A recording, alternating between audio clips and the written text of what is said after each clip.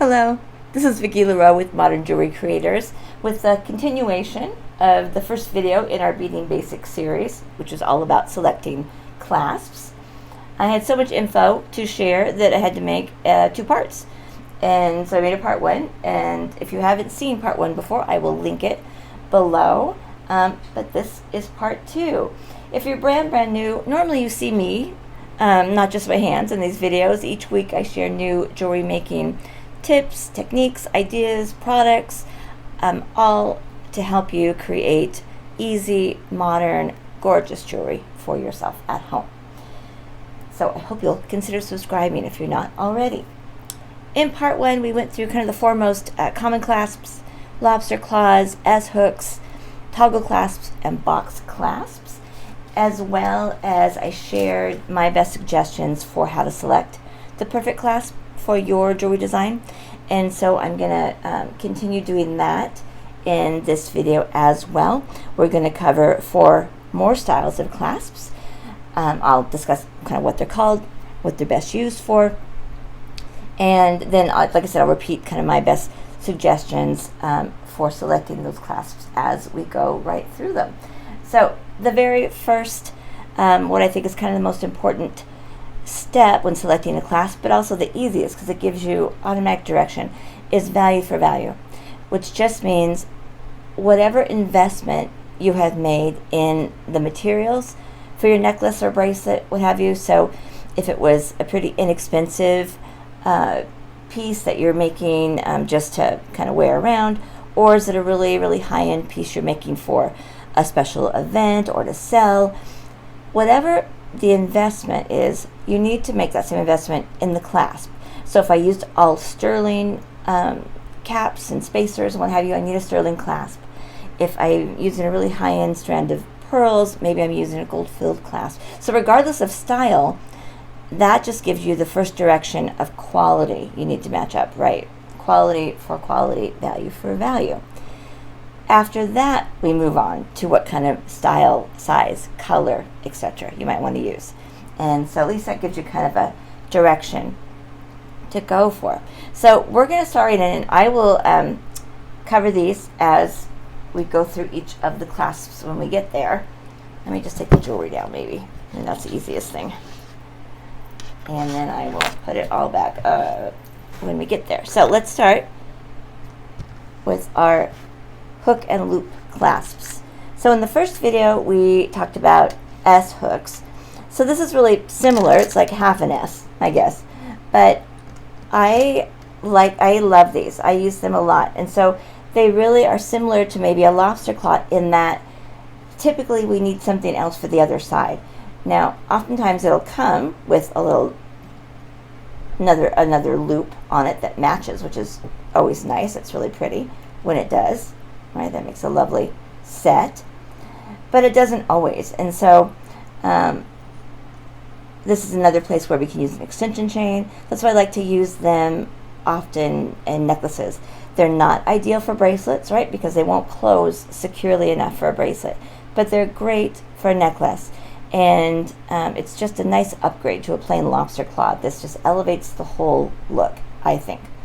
And again, you can use an extension chain if you want to add that option on there as well.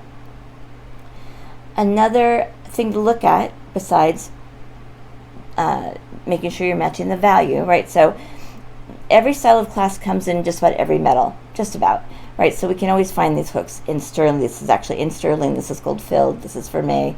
These are brass. These are just plated.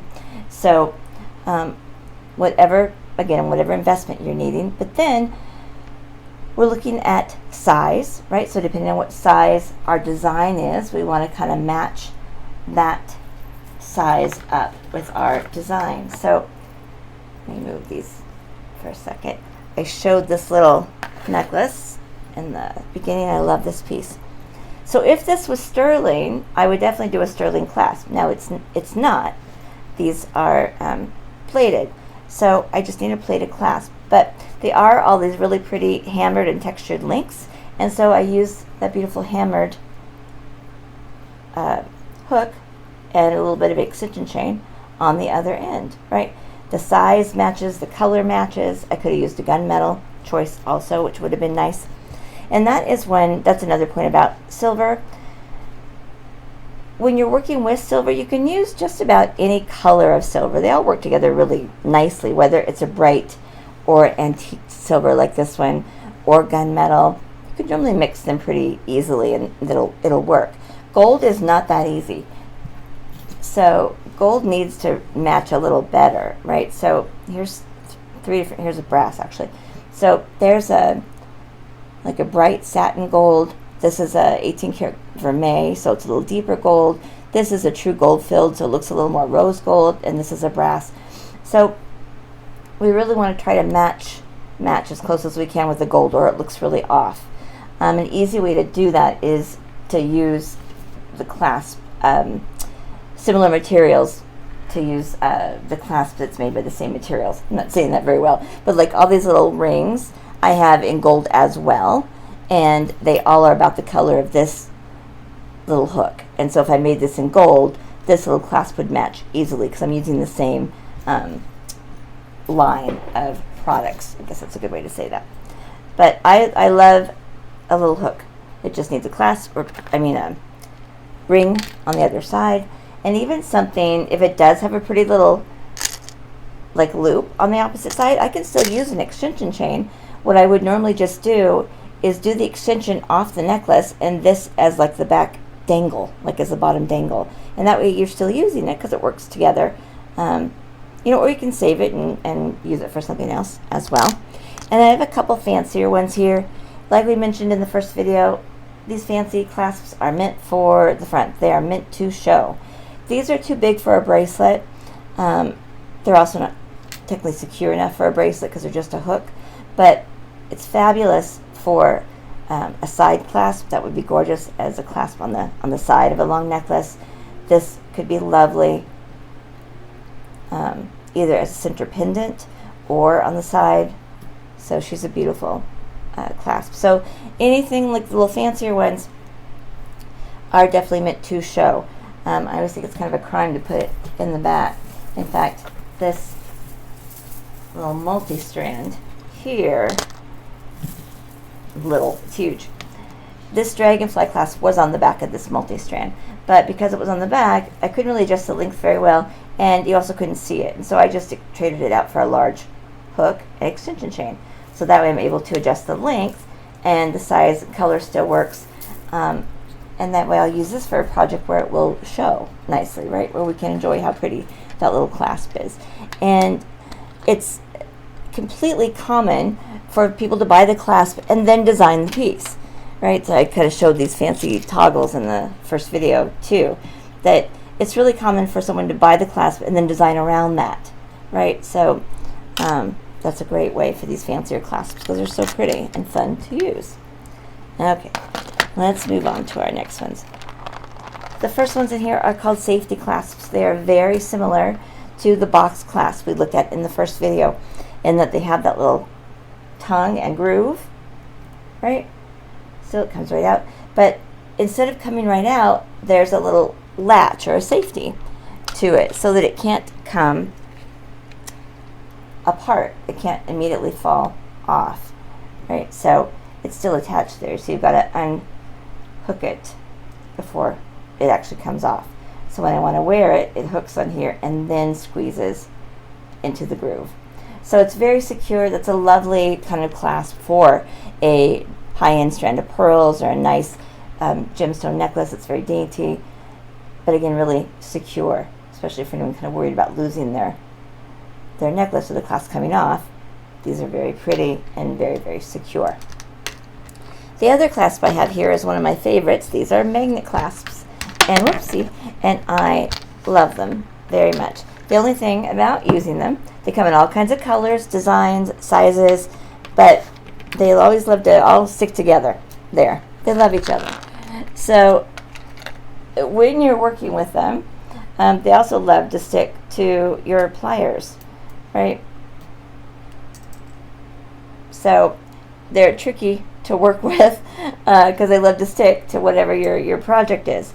But I still think they're gorgeous, and I love using them all the time. So Here's a little gunmetal crystal one that I did with that gunmetal. And I'm going to show a couple of the ones later. One thing about the magnet clasps is sometimes people don't enjoy them because they can come undone, right, technically. And if people work in an office, I've had people mention that they'll stick to a filing cabinet or something, and then they'll lose them. And so while these magnets are pretty strong, it depends on the quality you purchase. But if it helps, oh, it's hard to see in the gold one. The bigger this magnet is, the stronger it is. So if you open your magnet clasp and it's small, it's like half the size of the clasp, don't get it because it won't hold. They make nicer ones that are where the magnet is bigger and you can see. I'm trying to get you to be able to see how big this magnet is. But for folks who are concerned about it coming off, you can add a little safety chain on here, right? That way if it does come undone, there's still the chain there. This needs to be about 2.5 inches or so because you still need to be able to get the bracelet on. But that way if it does come undone, it's still attached. And I did this in the satin gold, so it matches the gold we use here. So it's a Cartier cuff bracelet. And I did the little safety chain to match as well. So, you know, and that's, I don't know, again, that's a great use for chain remnants. It's maybe 30 cents of chain, if that, you know, so it's a very small thing to add that really elevates the whole design and the whole style, right? Especially if you're selling something. So this is where clasps, sometimes people can just think the clasp is an afterthought. Like it goes in back, who cares? But it really will elevate the whole look of your jewelry. And especially if you're selling it, we know as people that wear jewelry, we like clasp to be secure and to protect the jewelry once we bought it. So that's a great way to use that. Okay, big fan of the magnet. Okay. Then the last bit of clasp we're going to look at are multi-strand clasps. Now, technically, multi-strand is a typical clasp, but with multiple loops on the end, right? So this is just a hook and loop clasp, but with 3 loops. This beautiful citrine clasp is a box clasp with 3 loops, right? But they do also make these multi-strand clasps that are called slider clasps, and I love them. So they'll come in with different number of little loops on the side, 2, 3, 4, 5, 6, whatever, and then they slide apart. What's great about them is they often have a little magnet in them that helps finish the closure, right? So it's great for a bracelet. But it's also lovely because it doesn't take up much space, right? Generally a clasp will always, even the simplest clasp takes up at least 1 inch of space, but a lot of times the little fancier ones will take up 1.5 inches or 2 inches. This clasp doesn't take up hardly any length at all. So I love that about it. And as well as has a little magnet on it. So I love using these. Here's one of our beautiful bling bracelets that has that clasp on it. The magnet sits in the end, right? So really easy to work with. I love using it. Now, I'll show a couple different things. However, even though this is a 3 strands with this little beautiful bling bracelet, it didn't have to have that closure. I did a little magnet clasp on the silver one, right? So it took the jump rings, the 3 jump rings, and added 1 large one, and then right to the magnet clasp, right? So there are always options for your multi-strand. You don't have to use this type of clasp, but this one is a lot less length than this, right? This whole jazz is at least 1.5 inches, where this is about 1/2 inch, right? So it's going to save like an entire inch. Just depends on the materials. And when I'm making these, I'm looking at, I finish it up and sometimes it's too short or it's too long, or, you know, so it's a nice way to adjust the size. Now, the last thing I want to point out are these little bars. Technically not clasps, but they are important findings for multi-strands.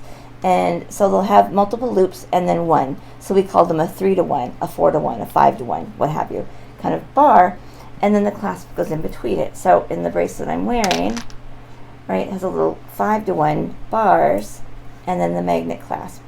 So as far as length, right, this is quite a bit of length, so it's a good solid 2 inches. But I think I mentioned in the last video, that can be okay when you have a lot of materials, when you're using a lot of materials and a lot of investment. All these crystals and all this chain that's in here, there's only about 5 inches of this investment or of the materials, and so I don't have to use as much because I've used this whole get up for a clasp.